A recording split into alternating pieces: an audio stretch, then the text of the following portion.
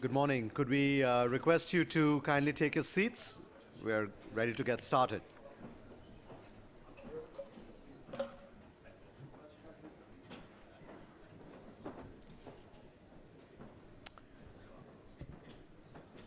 Good morning, everyone. I am Arunabha Ghosh. I am the CEO of the Council on Energy, Environment and Water, which is South Asia's leading policy research institution and ranked amongst the leading climate think tanks in the world. I'm particularly privileged to have been invited here by the Federation of German Industry, the International Chamber of Commerce, and UISCUMARR to moderate this very important panel. We know this is bingo day, and we're kicking off this session with the discussion on the business roadmap to achieving the Paris Agreement goals. And we have a very stellar panel of speakers who will tell you the experiences of their own businesses as well as of their associates in their industry organizations. But at the outset, I simply wanted to put forward some provocative thoughts for us to mull over. When we say the business roadmap to achieving Paris Agreement goals, each of those words can become a session in and of itself. First, what are the Paris Agreement goals? Are we looking at well below 2 degrees Celsius, as was written in the Paris Agreement? Or are we looking at 2? Are we looking at 1.5? Are we looking at increasing ambition over time, or are we happy with what the countries have put forward in their NDCs currently? Are we looking at what the facilitative dialogue next year could do to help us figure out how much we are on track and how far away we are from achieving those goals? Those are important questions that not just business, but civil society, government negotiators, of course, and public at large have to answer. But when I also look at the words business roadmap, the question that arises in my mind is business roadmap for businesses or business roadmap for economies or economy roadmaps to help businesses. While this seems like semantics, there is a difference. And I think the difference is what we're trying to highlight through this session, that it's perhaps time that business does not wait anymore for negotiations to serve as the kind of direction in which they need to travel, rather leads by example, leads by scale, and leads by impact in order to give the negotiators the confidence to come forward and raise their ambition. But it's not as easy as it sounds. We've been for perhaps 25 years since Rio 1992 thinking about sustainability in business. If we have to begin to think about the business of sustainability, then we have to think about the key challenges that we face. If we want to decarbonize the industrial and business sector, we know that we can decarbonize the electricity sector much more easily than we can decarbonize the entire energy sector. And industry, particularly manufacturing, requires a lot of energy beyond the electricity uses. So what are going to be those approaches to deal with industrial process and product use energy needs? The second big question I would pose to all of us is how, if we are working towards energy efficiency, reduction in emissions, intensity, and so forth as businesses, what does it take for us to push the boundaries ourselves? To give you one example, I come from the country of India. Our cement sector is arguably the most energy efficient in the world because our cement fleet, the fleet of factories, is more modern and more recent than in other economies. So despite having the most efficient cement industry in the world, can we do more to reduce emissions, not just reduce energy usage? The third big question is, if we have set our kind of broader business plans in place for greater sustainability, what do we need from the economy at large to help us get onto that track? For instance, if we need to switch from, say, coal to natural gas, many developing countries don't have the gas infrastructure, even if businesses might be interested in adopting a cleaner fossil fuel. And that's not something that businesses alone can do. Equally, the question is, how much do we wait for the rules and standards to be the same within our economies and across our economies versus how much do we take the lead? And there are then questions of competitiveness, a potential race to the bottom, a potential shifting of productive activities, and so forth. But the final big question I want to pose to all of us is, how can we align whatever we are trying to do with whatever is happening in Bulacan? How do we measure, monitor, report on the work that business is doing across the world? There's something called the NASCA platform, the non-state actor for climate action. That platform from non-state actors has received 12,549 commitments of low-carbon trajectories so far. More than 4,000 companies, cities, regions, and investors have committed to set emission reduction goals. More than 800 companies and regions across the world are using a carbon price. More than 82 companies and investors have committed to go 100% renewable over the next few years. All this is good news.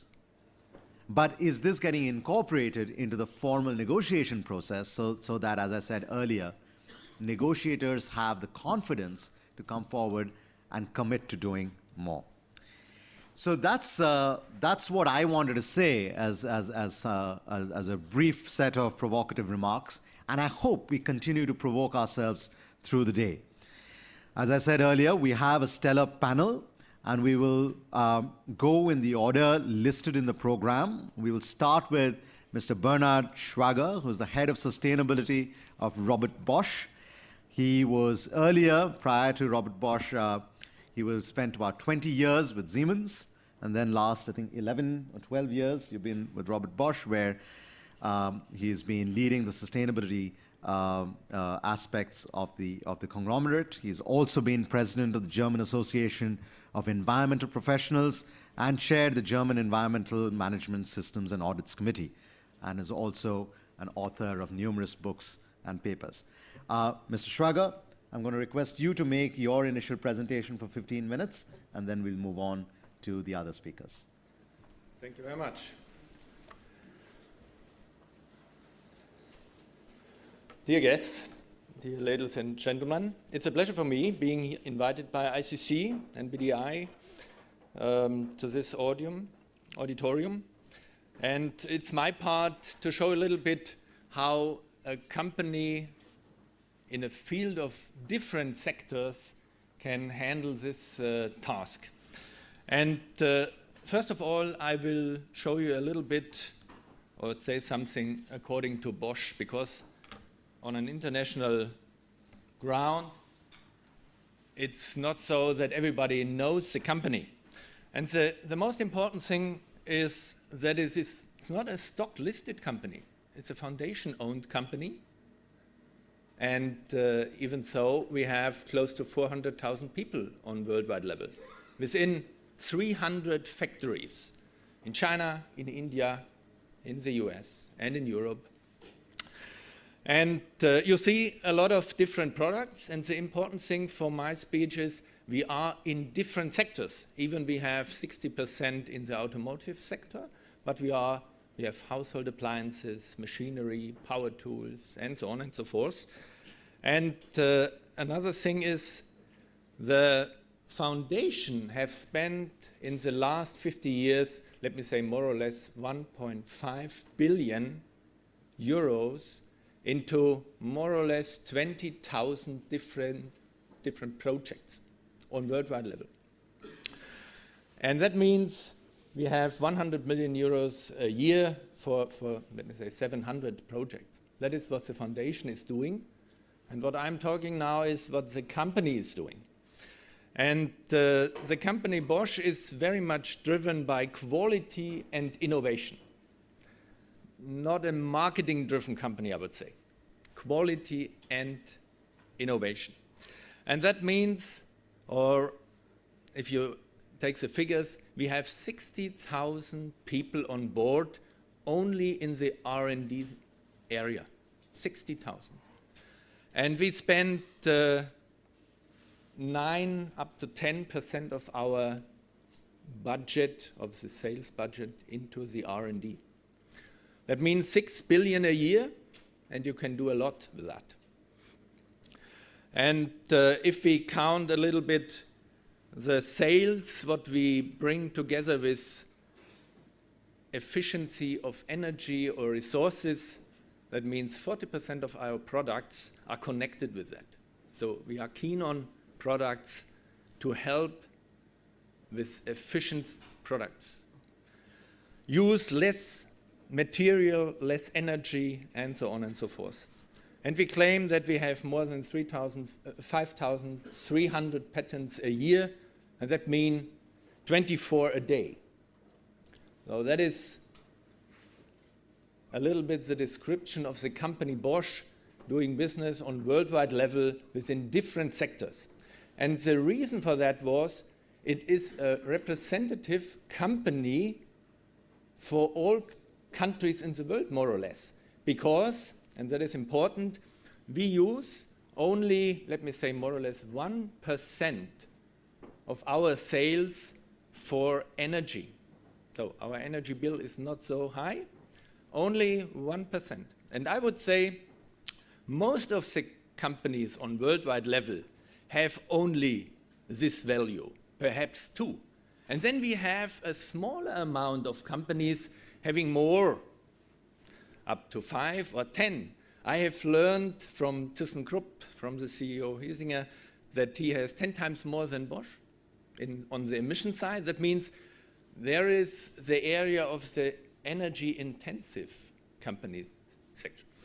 And then we have the companies supplying energy. That is another area. But I'm talking about the companies on a normal basis and what you can do to reach such targets. And if I go back in my, let me say, to the year 2007, I have done a little work.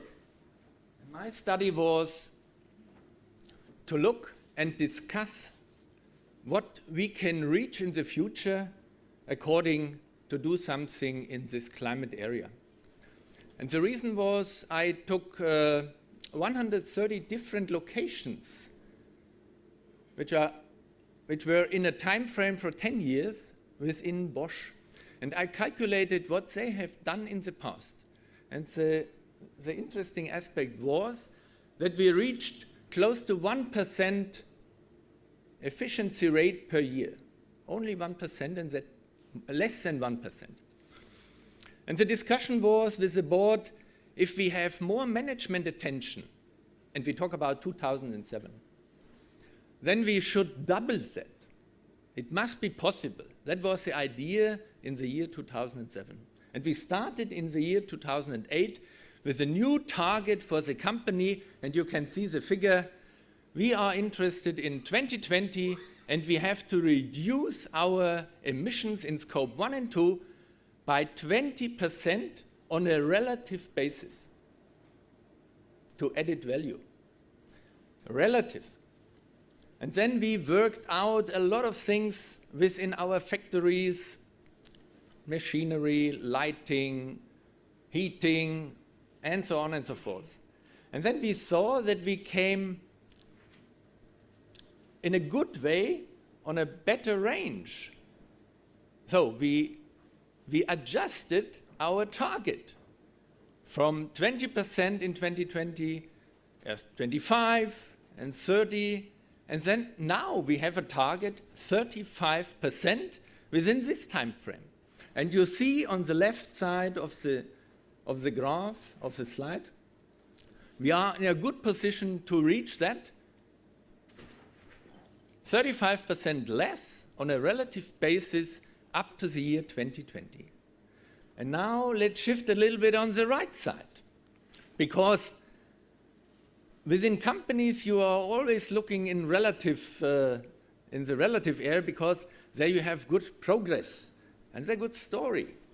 But in the context of the CO2 discussion we have today, or in these 2 weeks in Bonn, and all the COP conferences in the past, we have to go down with absolute figures.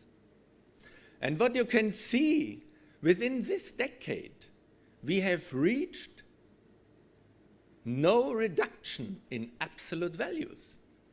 Yet some could say, okay, they have done nothing. No, we have done a lot. But we have only reached that because we have 70% more sales. And the sales is not responsible for more emissions. So that was a success in the past, only that. And the next point is we have to change the direction. We have to go down. It's absolutely necessary to reduce absolute emissions. And we had made a calculation what is possible to do that. The interesting thing is, in the past we have invested to come to that, let me say more or less 340 million euros in different measures, all over the world, in all the factories, to reach this target, what you can see on the left side. And the important thing for the business is, we had earnings, and the earnings were about more than 500 million in that time. So it's interesting to do it. And now we have the calculation for the next period up to 2030. And at the moment we see a possibility to reduce with energy efficiency a further amount of, let me say, a little bit more than 20%. And now I'm talking about the absolute range, not the relative one. Because also in the future we will have a growth of sales. So we have to do more than in the past, much more. And the low-hanging fruits are gone already. We have done it. So now it's necessary to do other things which were not possible in the past. And now we have a calculation about, let me say, the return on investment time frame of 9 years. So that is at the very end of what business is doing typically. Normally you do things with a very, very short return on investment time, more 2 or 3 years, let me say. But now we are talking about that because infrastructure is involved and so on and so forth. And we need for that, let me say, an amount of money in the range of more than €500 million, so 650 is our calculation at the moment. That is the budget we need. And if we spread that for the next, let me say, 13 years, we have a €50 million check per year what we need.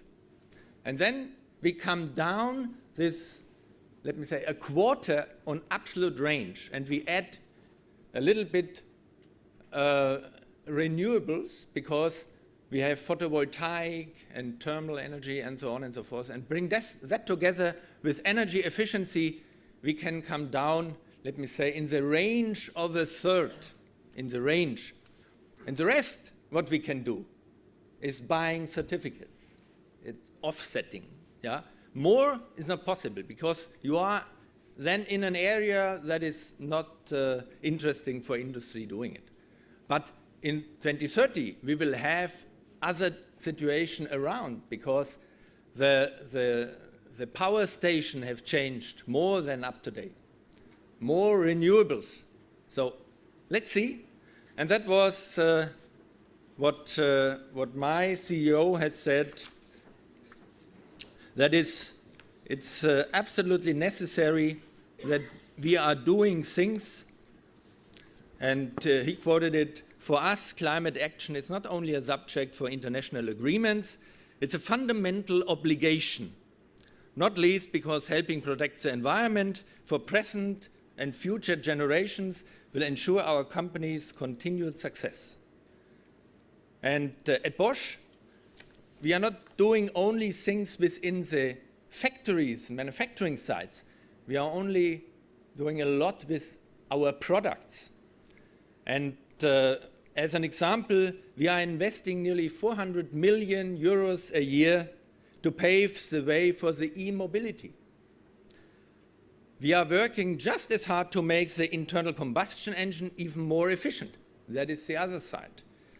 And to reach the climate targets for the future, we need intelligent solutions beyond e-mobility. We need a lot of stuff. And we have to think very hard to go to this target or come to this target. Thank you very much.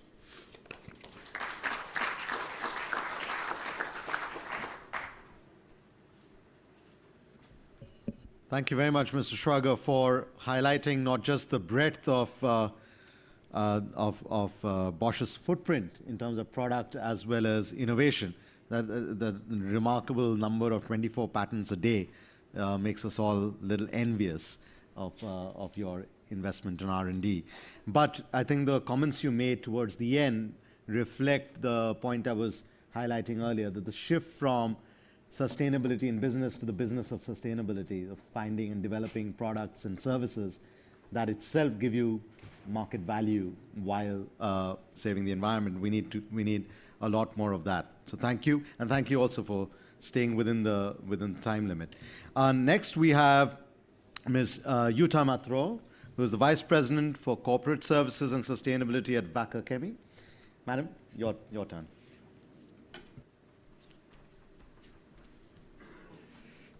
Thank you very, very much.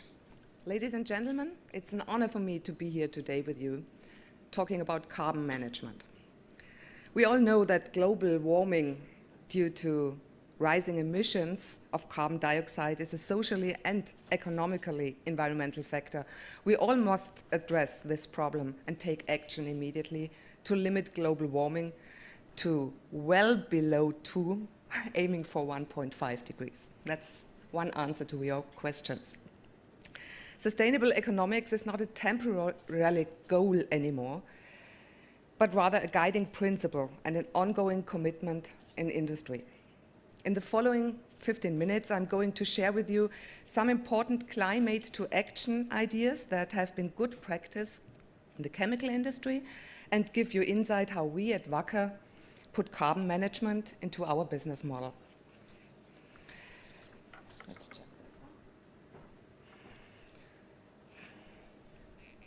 Who's WACKER? WACKER is a globally active chemical company with more than 13,000 employees and annual sales of around 4.6 billion euro. With our global network of 23 production sites worldwide, we produce more than 4,000 products. We offer solutions and innovations for a broad range of sectors. As you can see on this slide, just go one back. No, and the first one.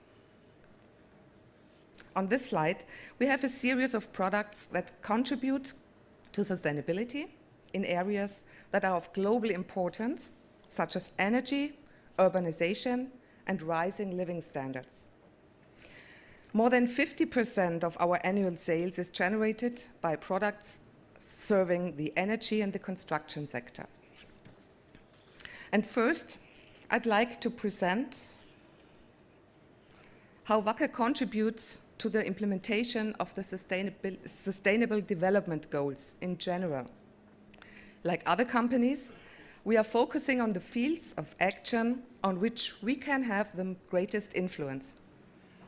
These SDGs describe the global challenges that our company can help overcome, the significant opportunities for our operations, and it's the guiding principle for our innovations. In brief, you can see the most important goals are focusing on our today's topics. It's number 7, affordable and clean energy, and it's number 13, climate action. When we look deeper in this topic of energy and climate, and the business case behind for an industrial company like WACKER, we always find 3 pillars. First, there are new business opportunities to mitigate climate change. Second, we strive for more energy efficiency in our operations. And third, we actively manage carbon, greenhouse gases, to reduce hotspots. Let's have a look to the 3 pillars more in detail. As the world's population continues to rise, so does global energy demand. We all know that. Therefore, our focus is on new technologies, mainly for alternative and renewable energy sources. For example, we see solar power and photovoltaics as source of renewable energy is now the most affordable power source in many countries, and costs are still falling. To further support this energy transformation towards renewables, we are actively working on further innovation projects and of energy storage projects, like for lithium-ion batteries. And furthermore, there are a lot of further products coming from the chemical industry that help saving energy during the use phase. When we look at the second pillar, this reflects our own effort to increase energy efficiency in our operations. As the chemical industry is one of the most energy-intensive sectors, the whole sector is working on continually improving the energy efficiency of its processes. And this enables us to remain globally competitive, while at the same time contributing to climate protection.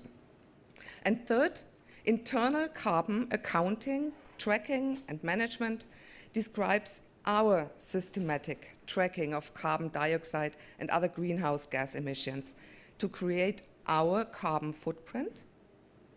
The report, reduce emissions direct, and work on innovation ideas and projects with our internal company think tank, reduce or reuse CO2, and with external networks. A great many state-of-the-art green energy applications wouldn't be possible without products of the chemical industry. For instance, innovative chemical additives are used in solar and photovoltaic systems, wind farms, and hydroelectric power plants. And we provide a broad range of high-quality products for this renewable energy sector. For instance, hyper-pure polysilicon is an essential raw material to these sectors. And WACKER was an early pioneer of this exceptionally pure material. And when I'm talking about pure, we mean that for every 10 billion silicon atoms, you will find no more than one potentially damaging foreign atom. So no other metal in the world is produced on an industrial scale with such purity. And of all the ways to produce energy, photovoltaics or solar energy has photovoltaics the steepest cost reduction curve. And at the same time, the cost of generating electricity using photovoltaic technology is going down by the continuous improvement in solar cell efficiency and even lowering manufacturing costs.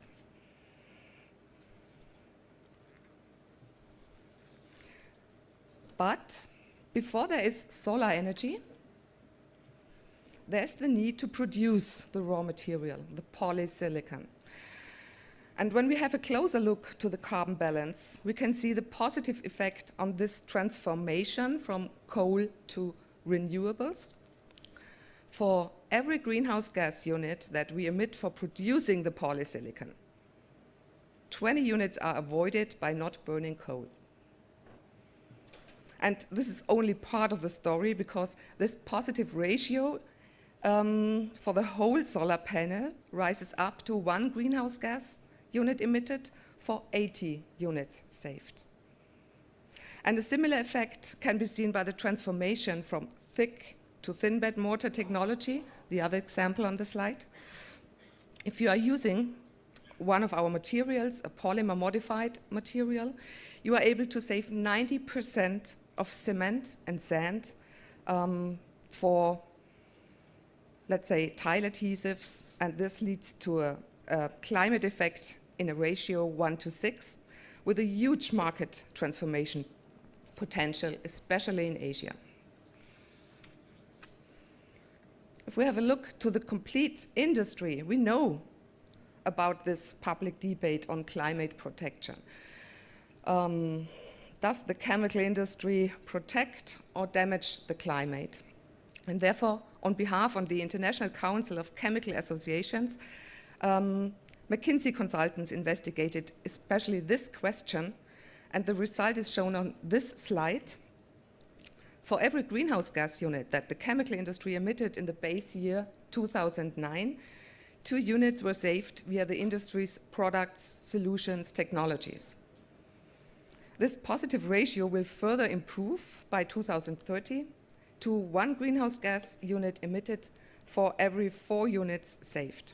And for the experts in the room, the study considered performance and consumption throughout the entire life cycle of a chemical product, and all emissions were considered, all direct and all indirect emissions.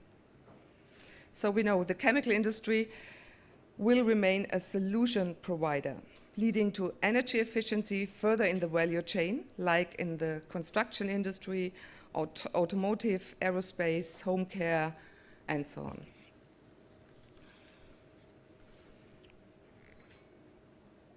But the chemical industry has also an impressive track record on energy efficiency in its own operations. Since 1990, the chemical industry in Europe has made very good progress in this regard. While its production increased by 78%, energy consumption has gone down by 22% till 2014. And such improvements have taken place, for example, through process optimization and integration processes, introduction of energy management systems, novel energy-saving processes, and the installation of, for example, combined heat and power plants.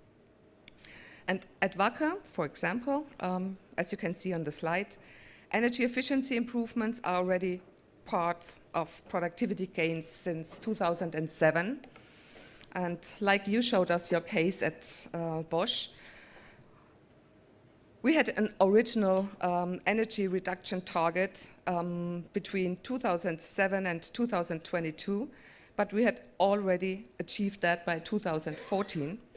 And therefore, we have now set a goal of reducing specific energy consumption to a half of the 2007 level by the year 2022. And we make good progress with the support of our energy management system and with the help of projects, operational projects based on our Power Plus program worldwide, on all our sites. And how do we do that? One mechanism in the chemical industry is producing in closed production loops. In the chemical industry, integrated production allows us to lower energy and resource consumption, use raw materials more efficiently, and at the same time integrate environmental protection measures into production processes. As one example, you find some figures about our integrated hydrogen chloride production loop, where we recover hydrogen chloride with a ratio of about 95%, and additional reuse of the energy in the form of heating systems leads to a lower product carbon footprint for the finished products in the range of 15 to 35%. A few other examples as a result for this integration production loop. We use the energy source as sparingly as possible. And with this integrated production, we save yearly more than 700,000 metric tons of carbon dioxide equivalents, which we would have if we wouldn't produce in such closed loops. Another example, that on one of our sites, we also use hydropower to generate electricity for almost 1 century already. And our company-owned hydropower plant generates approximately 250 gigawatt hours electricity per year. And that's roughly enough electricity to power 60,000 households. To have an idea about this figure, itself. And this source of energy prevents us from emitting 120,000 metric tons of carbon dioxide per year. Overall, we have seen strong benefits from productivity initiatives as well in our chemical operations at WACKER. All these efforts have contributed over the last 5 years with nearly 200 million euro and another 250,000 metric tons CO2 savings to our result. So let's summarize due to the time. We continuously increase energy efficiency in our production. We require that our products represent added value for society and help overcome worldwide challenges like climate change. And in addition, we expect them to contribute to global progress and sustainable development. Renewables will facilitate the transition towards a low carbon and energy system, and we strongly believe the way to achieve the move towards a low carbon industry is to fully expose renewables to the market, which would drive down further costs. And renewable energy is the key solution to keep the global temperature rise well below 2 degrees, aiming for 1.5. We are convinced from this transformation key. I'd like to end with a quote of Thomas Edison. He said in the 13th of the last century, "I'd put my money on the sun and solar energy. What a source of power. I hope we don't have to wait until oil and coal run out before we tackle that." Thank you.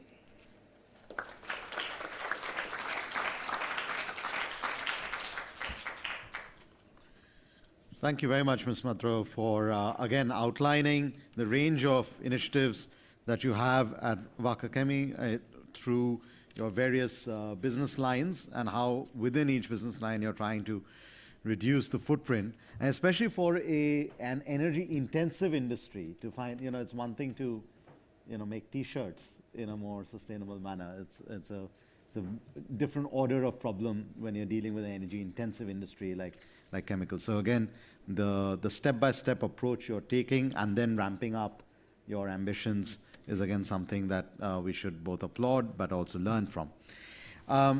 We finally have Mr. Marcelo Taboada, who's the president of UISCUMARR, and you can, I hablo un poquito español, but I cannot read out the entire acronym, so you can explain to us what UISCUMARR is. And please give us your perspectives on the Argentinian industry's approach towards sustainability and dealing with climate change. Over to you.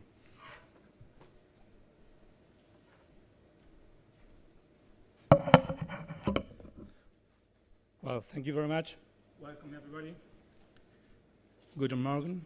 That's my only German word that I know. I will try to explain to you what's going on in Argentina. Our name, UISCUMARR, Unión de Industriales para el Saneamiento de la Cuenca, Matanza, Riachuelo, Reconquista, even a long name in Spanish. We were born almost 10 years ago when we need to work together to avoid the pollution of El Rio de la Plata or Silver River Plate, which is one of the most polluted river basin in the world. Last time I checked it, I think that we have the 8th position. So you can imagine that the government and the industries need to do something about it. But from our beginning, UISCUMARR is very similar with ACUMAR. You see the number there. That's a state governmental organization that was created to try to enforce policies and standards that industry must fulfill to deal with the problem that we have at hand. We also moved from there and worked together with the Global Compact. We work very closely with carrying the climate in Argentina. And then we moved forward to World Water Week, and we participate in WATEC. From there, we participate in COP21, and last year Marrakesh, and we began to realize that we need to move forward in Argentina from our origins beyond the industrial reconversion or the industrial environmental problems that we face. So we began to work with the Sustainable Development Objectives. So a lot of things that are different from our origins. So we need to move forward, and we decided to create a new organization. I think that this goes not according, that's right. We create a new foundation, Sustainability Without Frontiers, because from there we will be able to defend and work with climate change and sustainability issues. And we will left UISCUMARR from the origins to work with contamination and pollution of the Rio de la Plata River. So there, to work with climate action, we need to know where we are. So the industry sector in Argentina, as you can see there, is almost 20%. This is the image that you can see how represent the very small, medium, and big companies. And you can see there the proportions. To give you an example, we call very small or microemprendimientos to companies that has less than 10 employees. Less than 10 employees represent 85% of the companies in Argentina. And then the small one, 12%, is between 10 and 200. And the medium one, 200 to 500. 500 employees. Then you have this big one, generally multinational or international companies. So you can see from the GDP point of view that the Argentine industry is the activity with the highest participation. That means it's a sector that contributes the most in the generation of added value to the economy, even more than agriculture. If you talk agri-industrial, it's a different way. But then we need to move forward, and our Argentine government activity create an inventory of greenhouse emissions that count the gases emitted and absorbed from the atmosphere during a calendar year in the Argentine territory. I don't pretend that you understand the graphic. This information will be in our webpage, but this shows how complicated the matrix is from the sector of the kind of industry, of the kind of energy that the sectors are using. So to understand better how the greenhouses is distributed in Argentina, you can see that the industry processes and products use 40.5%. The agriculture, livestock, forestry, and other land uses 39.2%. Waste 3.8, energy 25.5, and the equivalent in carbon gases. Now, another issue that Argentina worked with is create a climate change risk map system. This is an interactive tool to identify risks created by climate change. You can enter in the website, you select the sector, you select the social and other issues, and you have the risk map in the country, because if not, we have no idea where we should go. These are examples of some industrial reconversion programs in the wine area, industrial forest area, and dairy area. This is something that the government is working with the private sector and NGO to contribute to implement environmental processes. Then, again, you have a map of the Argentine energy system and how they are distributed. You have, in different colors, fossil fuels, eolic, nuclear, hydraulic, and solar. So that's allow us to know where we are, what we are creating, and what the source of energy that we are using. And now, that's something that everybody knows. There are tensions between economic development and climate change challenges. and we are in South America, and we are in a developed country. And there's a picture of an economical newspaper.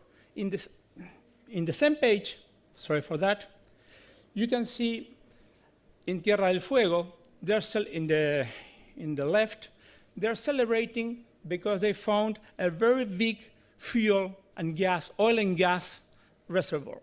And in the other side, you see a promotion of the eolic energy that the government is trying to carry on. So then we have oil and gas, and maybe you know this, Vaca Muerta. Have you heard about that? It's the second biggest shale gas reservoir in the world, the second one. So how you manage that with decarbonation issues? Because we are based development on this. But on the other side, we need to go carbon neutral or stop using fuel fossils. Now, just to spare of time, I go ahead with solar renewable energy project, and at the same time, well, if this want to work, yes, that's it. Another project that in Argentina we are dealing with. So, talking about NDC contributions, you can see here Argentine ones, and the green and the red is the improvement that Argentina already done. And this, believe it or not, is the climate action tracker qualification. They say the Argentine is highly insufficient. Well, they have the reasons, we have to work with that, but I want to show you that we are aware of that particular consideration. Now, some very few issues that the first action were developed under the program we are established by the Buenos Aires city government through its Environment Protection Agency promoting the concept of clear production. These programs seek to promote economic and social growth with the protection of the environment and tools that promote public-private articulation. The clean production, you know the definition, I don't need to read it, but it's here anyway. So it's to prevent pollution and increase environmental protection. And another project is the Industrial Reconversion Program, implemented at national level to ensure that companies adapt the operation to the improvement of the liquid effluent discharges, gases emissions, and optimization of waste management. And everybody knows this, but the most relevant industries in terms of contaminants in Argentina have been identified as tanneries, metallurgical, electroplanting, and chemicals. Very quick. That's good because I read it and nobody can read it. So, that's what I said. Okay, so all the information is geolocalization, 5 minutes, so I need to jump very quickly. These are some images of what's going on about contamination and pollution, what we are doing with company, helping to avoid closing companies. And then this is a very interesting issue with the tanning sector. By law, the government decided to create a private industrial park just for tanneries. And then that allowed to go from here, absolute contamination and pollution to the Rio de la Plata, to a private park here. This is by law, and it's a very interesting project. So, what about mitigation and adaptation? These are some very few images that can explain to you that in Argentina happens, disasters are everywhere. So you can see there a volcano effect and a very big incendiary, forget the word, sorry. But given the time, I must jump. The BID make a study a couple of years ago about what needs to be done in Argentina. It's a very useful tool with a matrix.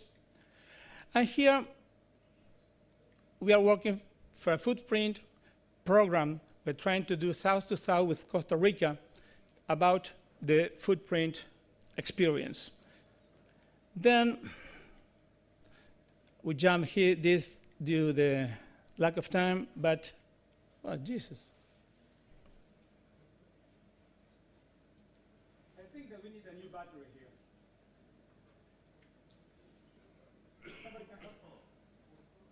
Okay. Okay, it's work. Here in 2015, you can see the New York Times make a post. And what do you think is the first point that they want to mention? Take a chance. You should better off eating vegetables from Argentina than red meat from the local farm. I can't avoid to do some marketing here. But believe it or not, this is true. This, you can check it in the website. So that is very interesting because they're putting in challenge everything. Okay, so I will go here. These are local problems that Argentine companies have. They're dealing with salaries, taxes, macroeconomics, change of currency, and then suddenly we come with, I will read this. When you ask what are they doing in relation to climate change, we ask the companies, especially in mitigation and adaptation, promotion of sustainable forest management, energy efficiency, biofuels, nuclear power, renewable energy, transport modal shift, reducing or capturing GHG, emission and carbon price. The answer in 90% of the cases, we had a surprise. Nobody knows. 90% of the companies, medium, small, and very small ones, have no idea what is about when we talk about climate action or climate change. And if we talk about sustainability, they have less idea. Obviously, this is different with international or multinational companies, my colleagues mentioned. So I have very few moments, but I want to share with you this information. I think that everybody knows what's going on. There is a lot of discussion around the world about climate change and sustainability. We share all the experience, but we have this information from Reuters a few days ago. So what's from Argentina we are going to do? We generate less than 1% of the carbon gases, 0.8%.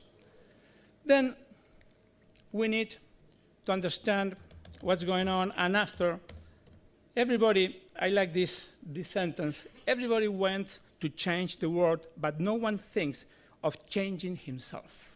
And the climate change will begin for what we are doing as a person, in our family, in our house, then the company, then the state, then the country, then the world. Well, we need to begin changing our self-behavior. And with that, before somebody told me something, thank you very much for your participation and your attention, and I hope that you have a good idea what's in Argentina is going on. You can find all this information and presentation in our webpage. You have there the link. Thank you very much.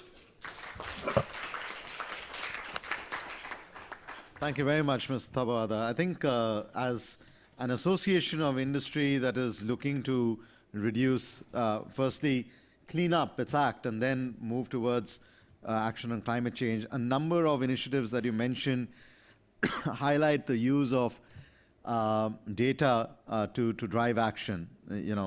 Of course, the national inventory, but then the climate risk map that you've put forward. In fact, 2 years ago, one of my books on climate risks was released in the Bombay Stock Exchange for exactly the same reason. How do you get companies to look at their risks rather than just governments? And then also this, the carbon footprint exchange program that you have got going with other countries, the map of the Argentinian energy system. All this seems to me a very evidence-based approach towards solving the problems. Thanks to all the three speakers for sticking within their time, so I did not have to use the red card at all, despite my pleasure feeling like a football referee.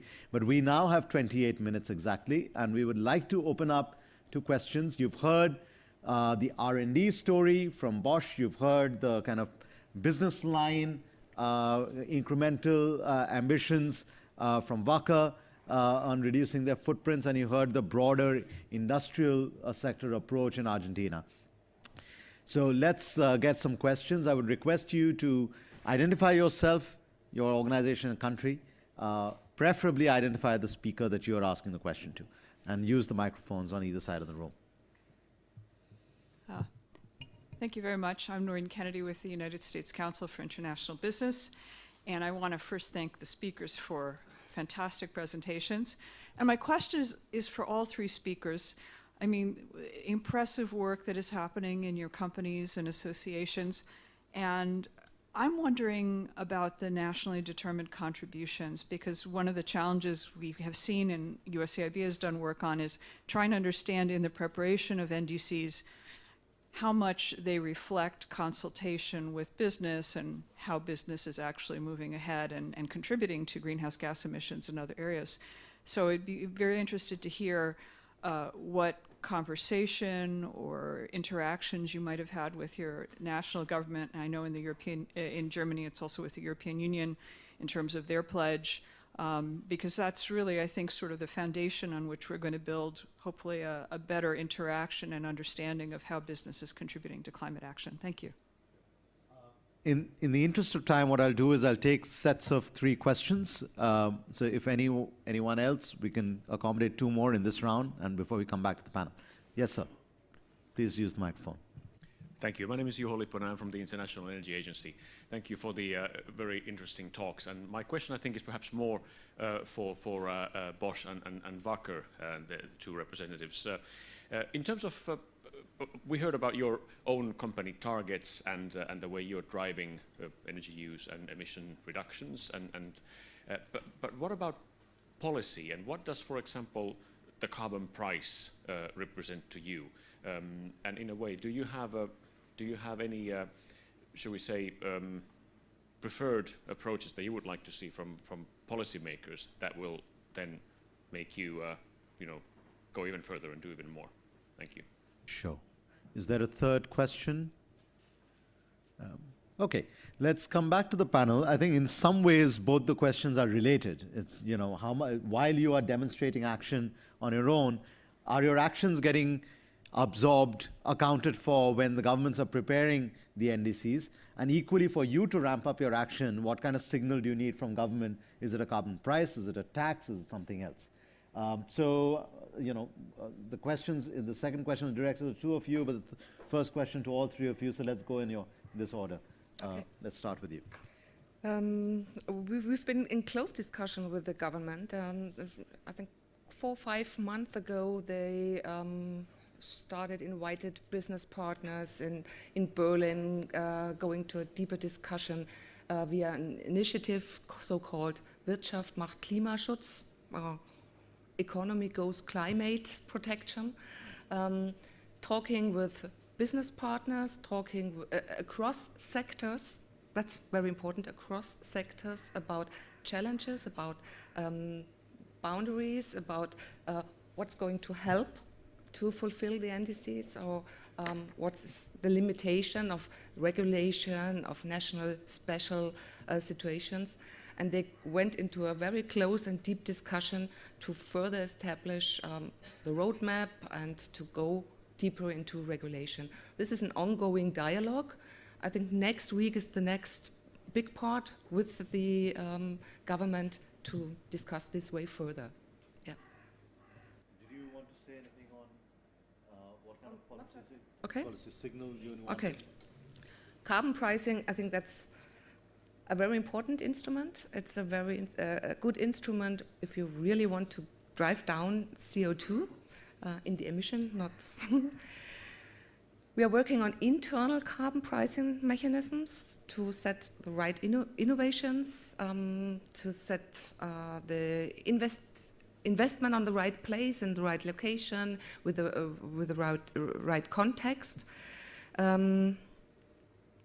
The external pricing system, I think it would work if we would have some kind of permits or carbon price globally. It's really, really tough to work in a global environment, to have a local situation, pricing, caps, permits. If you just drive that locally, maybe in Germany or in Europe, if you compare with other countries, not having such kind of instruments working then and driving less competitiveness and hints for competitiveness. That's the problem. Otherwise, carbon pricing would be a very good instrument to lower down carbon, yes. Yeah, perhaps in addition to the carbon price aspect, I think that's absolutely necessary that we have that on worldwide level. And if you think about the presentation I have made, if you make your calculation within the company, it makes a huge difference what price you have for example for the electricity or for other sort of energy, and then your calculation is different. And if you have higher costs from the outside world, then you can better calculate, better in the sense that you will change your machinery, whatever you are doing in the energy efficiency area. If you have low costs from the outside to the inside, then it's difficult to combat within the company, because the money goes always in the direction where the company can do a lot of earnings. And so everybody is catching the money, yeah, for the different business groups, and you are, yeah, in a struggle, in a fight to get it. And we are thinking about a design, and that was the reason why I said we have this frame from 9 years. In the past, we had 6 years. Yeah, 6 years was more or less allowed in the area for return on investment time frame, because normally only the things with 2 years go through or went through. So that is important. And with the NDC, I think we have different angles. Within the company, as I have explained, you have other activities. On the level of the country, you have to create a design, a regime that things can happen. And what I have discussed with energy efficiency is more or less an example for companies like Bosch. And as I told you, a lot of companies on worldwide level are like Bosch because they use only little energy, only little in comparison to the energy intensive companies like WACKER and so on and so forth.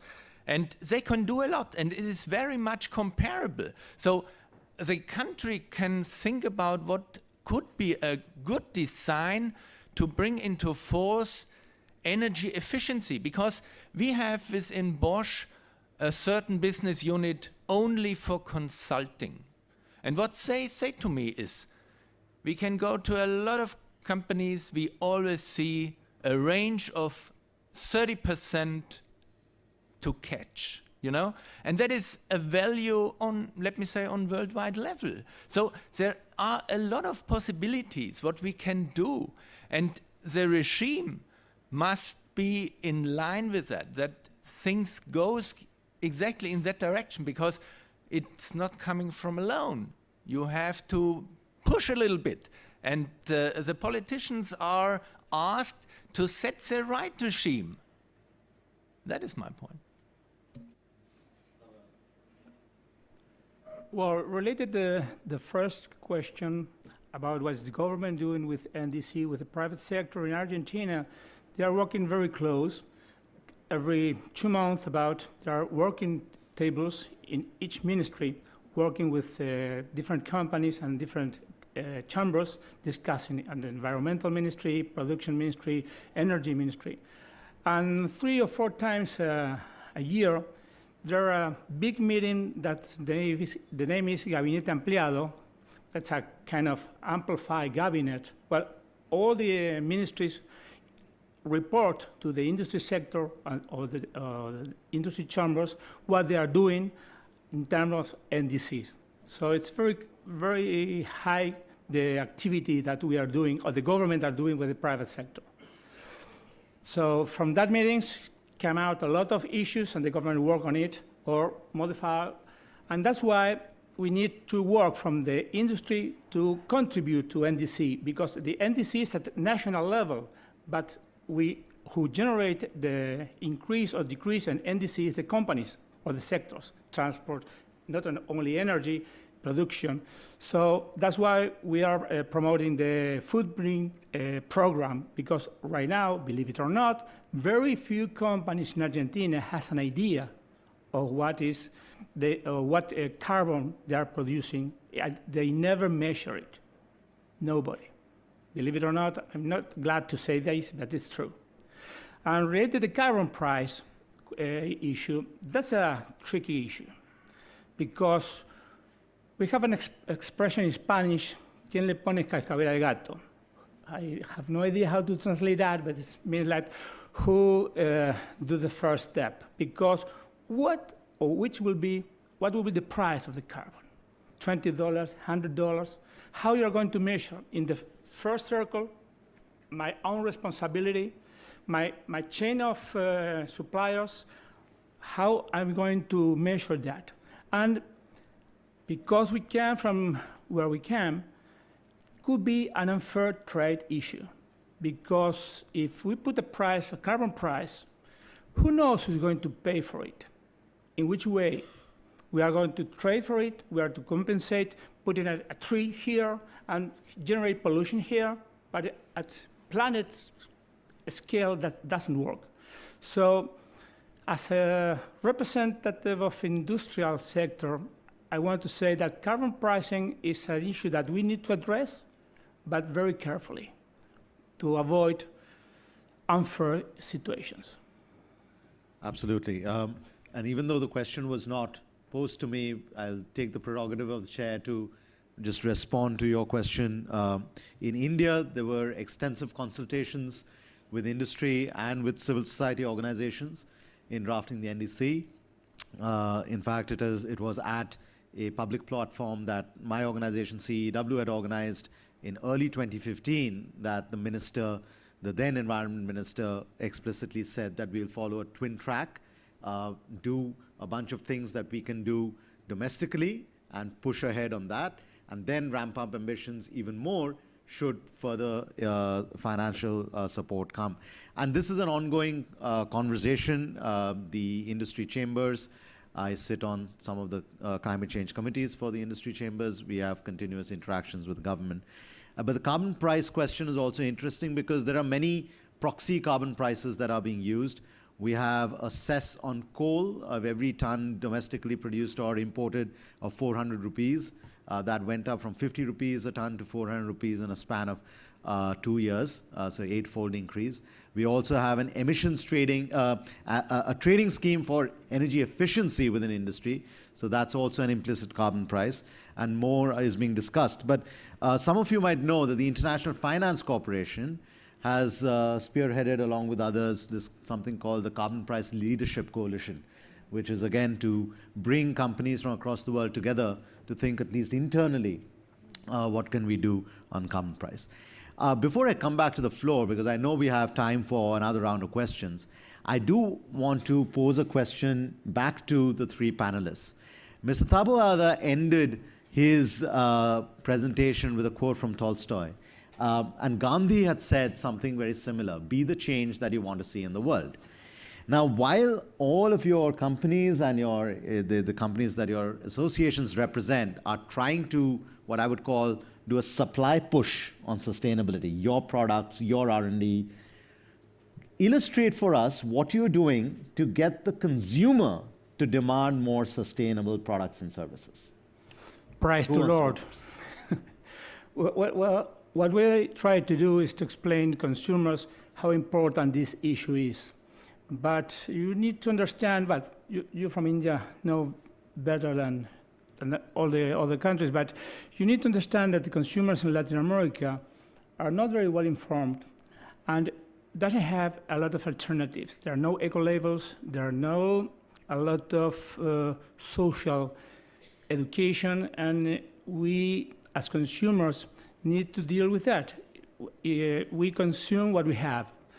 We can't choose between clean energy or dark energy. We have just energy when we plug in any computer or any TV. So there are no way we can think of promote sustainable consumption, but it's very difficult when you, as consumer, are dealing with economic struggles. If the money that I earned doesn't allow me to live properly, and I don't reach the end of the month, I buy whatever I can. I can choose. I don't have the election. Yeah, most of our customers are the end consumers. We make business to business, and so it's a little bit difficult. One area with the household appliances, I would say there is it more or less the case, and what we see, energy efficiency, but not only energy, also water and everything what you need to go on with such an equipment. To bring down that is a very important thing, and people talk about that and they are interested in it, and we have this in the European Union, this labeling, and it is, in my opinion, a very good one, because people can understand, even we have changed it now, but it is very famous. One problem with labels, what we have in the world, we have, let me say, more or less 500 or so. For a normal people, it's absolutely difficult to understand what is behind a label. So what we need, less labels and clear labels and understandable labels and not high sophisticated stuff.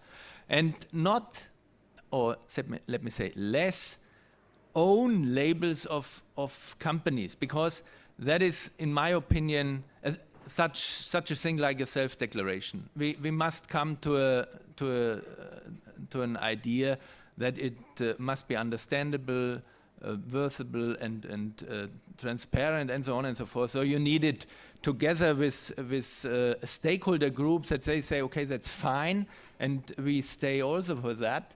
And in Germany, for example, we have the Blue Angel, we have the flower in the European Union, not so many different things, but if we combine that, that would be a good idea, in my opinion. Then people on the street will understand what is in connection with that. And for WACKER, the chemical industry is even more in the first steps of the value chain. So we are delivering such companies like Bosch. So it's even harder to reach the end consumers. But of course, we have projects with our customers as well who are delivering to this end consuming markets, especially for consumer care products. Yeah. And we see sustainability with all of its facets has the most important impact coming from the consumer care area back to us, to the chemical industry, or from the construction side. So we see there is already a strong thinking in being more sustainable, setting the right signals. What we can do is reaching private people more around our production sites, and there we have a lot of dialogue forms to reach them and to react with them. And of course, sustainability issues as well, they gaining interests, and we are putting them in place into our dialogue forms. Super. I think the point about labeling is absolutely spot on, to make it not just simple and understandable, but also make sure it's not greenwashing by individual companies. In India, for instance, on appliances, we have a star-based labeling program. So you buy a 5-star refrigerator, a 3-star refrigerator, and so forth. But we've also used what is called a nudge strategy, especially on fossil fuel reform, subsidy reform, where we've just asked richer or middle-class consumers to, there was a campaign called Give It Up, #GiveItUp. Just give up your subsidy. You don't need the fossil fuel subsidy that you're enjoying. So there are different strategies that are being tried out at a national level. More than 10 million households gave up their fossil fuel subsidy for cooking gas within a span of a year. We do have time for another final round of questions and quick responses. So does anyone want to go? Or otherwise, I have more difficult questions for the panel before we close. Yes, please, go ahead. Yeah, my name is Tara from ICCA. I have one question to the company representatives, and you talked a lot about the greenhouse gas emission reduction targets short term, but my question is, do you already plan for some longer term targets like your European companies for 2050? We have a lot of discussions in Europe what the 2050 target is. How do you think about really as a company to contribute to that target? And to Argentina, I would have a question. We just had in Germany the G20 presidency, and it now was handed over to Argentina. And my question is, if you as UISCUMARR, if you're participating in that dialogue, there are different formats. There's a B20 dialogue as well, the Business 20 dialogue, which feeds into the G20 process. And perhaps if you're involved, what do you expect that the whole climate agenda, what role will that play in the Argentinian G20 presidency? Thank you. Any final questions? If not, I'm just going to tag on to what Tara just asked and go back to the initial provocation I put forward for our group here, that whatever we do within our companies, within our associations, or discuss within this chamber, how is this going to influence? What is our strategy to influence the negotiators who are across in the Bulla zone? Right? So it's, I think, linked to your point about the long-term decarbonization plan rather than short-term goals. But what is your political strategy to make sure that what you're doing gets absorbed into the formal negotiation process? So we have just over 5 minutes. I'll give you all about a minute and a half to respond. Ladies first. Okay, thank you. Yeah, the first topic is quite interesting and quite leads to a lot of discussions inside of a company. We are deeply in discussion for setting science-based targets. We can't do that on our own. We need some help from people who are connected to this science-based calculations. That's a lot of challenge inside of a company, but we see our role for this transition, for really being a climate leader or getting a climate leader in the respect of a science-based target. Yeah. That's the one point. And the influence and our role on the Bulla zone, that's tough. It's a really tough question. I think for us the most important thing is to transform energy. Like I told it in my speech as well, energy is the key role. From a perspective of the chemical industry, the science, the chemist, he can or she can transform CO2. That's never the problem. The problem is always that it needs too much energy to use this CO2 as C1 building block for other chemicals, for other products. We can use that as raw material, but we need energy which is cost effective, can be used and does not lead to release more CO2. Yeah.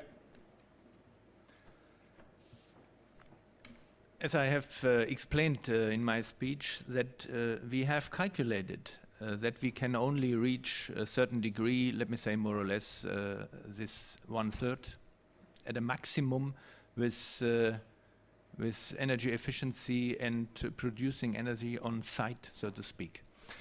And the rest is only the possibility for offsetting. We cannot do more. That is, we can buy certificates. What we can do on another side is creating other products. And what we can also do in the future, make more cooperation within the different tier layers, what we haven't done up to now, because we are doing our homework within our 300 factories on worldwide level, and we have to do a lot of stuff. And as I have explained, we have to do the work within the next 13 years to reach, let me say, more or less a level to reduce it 1/3. That's our part. And think about good products to help other companies to reduce their energy amount. And we have a lot of, let me say, smart solutions for different areas, for the building area, because also the buildings are very, very important, because 40% of the energy goes in the direction of buildings. So we have a lot to do. And then it's the transport sector. So you can take a lot of areas, and if we do the homework, we can go forward a lot of the way. It's possible. And then we have the other question of the regime, and that is a political one. We have talked about the price, what's the right price, and the emission trading system, and so on and so forth. But that is a little bit away from the work I have explained, because that is inside of the company. The rest is the design outside, the framework, and then we have to think about what reaction we have. Yeah. And then, what was the second part? To influence. In my opinion, it would be a great thing if the first row is not empty. A lot of these negotiations would be there, and we have some politicians here, because on the other side in the Buller zone, that looks to me like a closed shop. But perhaps only for me, but that's always the case. And we need more discussion for certain topics, and then we have to drill down it with certain solutions, because otherwise we have only the nice talk on the ceiling, you know. You have to drill down it a little bit, that people can understand what's behind all that. Sure. Yeah. And the man on the street he has no chance to understand all that. Sure. Mr. Tabawada, about 36 seconds for you. Well, I try to use less than that. Thank you very much. But just to address your last question about the G20, 2 comments. Yesterday, there was a discussion with the Sherpa here in the Germany sector. So I said that enough was said there. There are a lot of discussions. The new Argentine government, it's aligned with international point of view. So we have a very big change of vectors there. And there is a lot of discussions. The industrial sector will participate as much as possible. The actual government gave us space to raise our voice, to discuss, to suggest ideas. I hope that climate change will take a big role. And there is a lot of discussion about the 19+1 issue, about the environmental, regarding United States position. But I can't go forward to explain beyond that, because I'm not a government official, and that discussions are taking place at the official level. So if you want, I can put in contact with the Argentine delegation. Maybe they want to make an official voice better than mine. Thank you. We're just almost a minute over time, so we are going to conclude. But the session was labeled Business Roadmap to Achieving the Paris Agreement Goals. From listening to our 3 excellent speakers, Mr. Schwager, Ms. Matro, and Mr. Taboada, at least in my mind, there is a 5-stage roadmap for business. Number 1, something that Mr. Taboada has referred to many times, better information for consumers and for businesses and using the data. Number 2, particularly came out from what Mr. Schwager and Ms. Matro was saying, the R&D within the business. The third idea, which actually came from the flow, that will build on that, the role of a carbon price. And number 4, then, using the R&D and the carbon price to then deal with the harder hanging fruit using the offsetting schemes. And finally, again, Ms. Matro's suggestion that for the long-term target, we need to fundamentally transform the energy system. So we've got a 5-point roadmap. I think this is a good start to the day. Thank you very much for your very engaging participation. Thank you.